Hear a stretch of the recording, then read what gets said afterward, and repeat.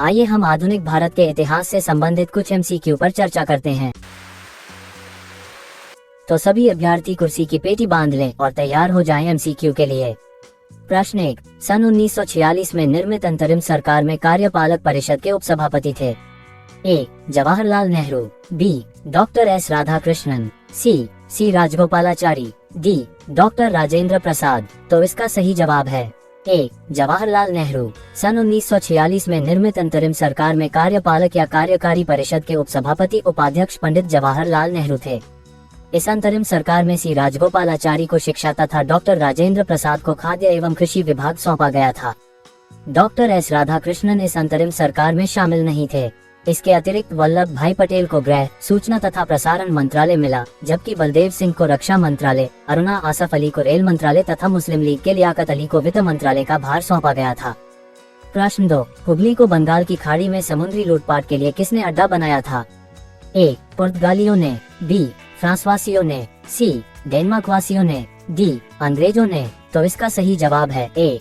पुर्तगालियों ने। पुर्तगालियों ने बंगाल की खाड़ी में हुगली को समुद्री लूटपाट का अड्डा बनाया था। पुर्तगाली गवर्नर नीनो डी कुन्हा 1529 से 38 ने हुगली में पुर्तगाली बस्तियां स्थापित कर भारत के पूर्वी समुद्र क्षेत्र पर अपना प्रभाव स्थापित किया। पुर्तगालियों के बढ़ते प्रभाव को समाप्त करने के लिए मुगल सम्राट शाहजहां के शासनकाल में कासिम खान ने 1632 ईस्वी में हुगली पर कब्जा कर लिया।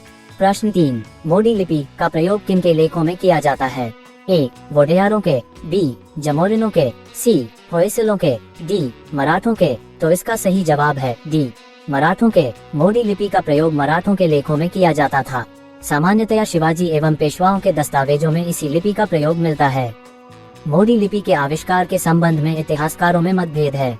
कुछ इतिहासकारों के अनुसार मोडी लिपि का आविष्कार यादव राजाओं के एक मंत्री हिमाद्री ने किया था, जबकि कुछ इतिहासकार इसके विकास का श्रेय शिवाजी के एक अधिकारी बालाजी भावजी को देते हैं। प्रश्न 4, जनजातीय लोगों के संबंध में आदिवासी शब्द का प्रयोग किया था? ए. महात्मा गांधी ने, बी. ठक्कर बापा ने, सी. ज्योतिबा फुले ने, डी. भीमराव अंबेडकर ने। तो इसका सही जवाब है बी. ठक्कर बापा ने। जनजातीय लोगों के संबंध में आदिवासी शब्द का प्रयोग सर्वप्रथम ठक्कर बापा ने किया था। इनका पूरा नाम अमृतलाल विठल दास ठक्कर था।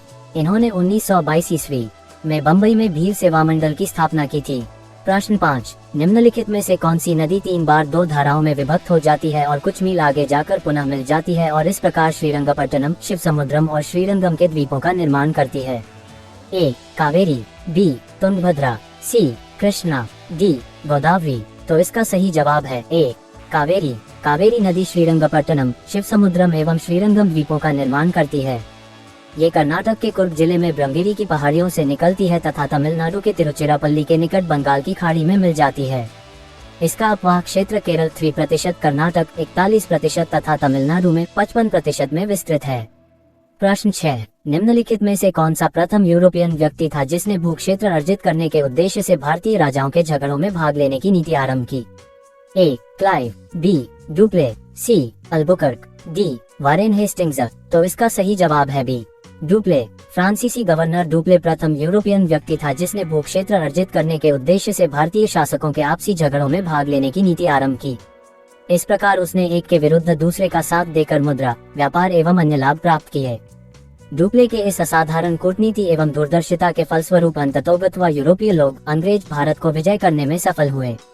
प्रश्न 7, निम्नलिखित में कौन सा 19वीं सदी के उत्तरार्ध में लिखा हुआ महत्वपूर्ण ऐतिहासिक उपन्यास है? ए. रस्तगुफ्तार, बी. दुर्गेश नंदिनी, सी. महारथ, डी. निबंधमाला। तो इसका सही जवाब है बी.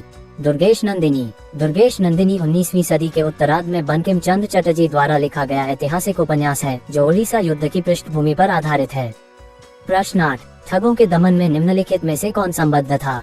ए. General Henry Prendergast, B. Captain Sleeman, C. Alexander Burnes Pemberton, D. Captain Robert. तो इसका सही जवाब है B. Captain Sleeman. Captain Sleeman को लॉर्ड विलियम वेंटिंग 1828 से 35 ने ठगों के दमन के लिए नियुक्त किया।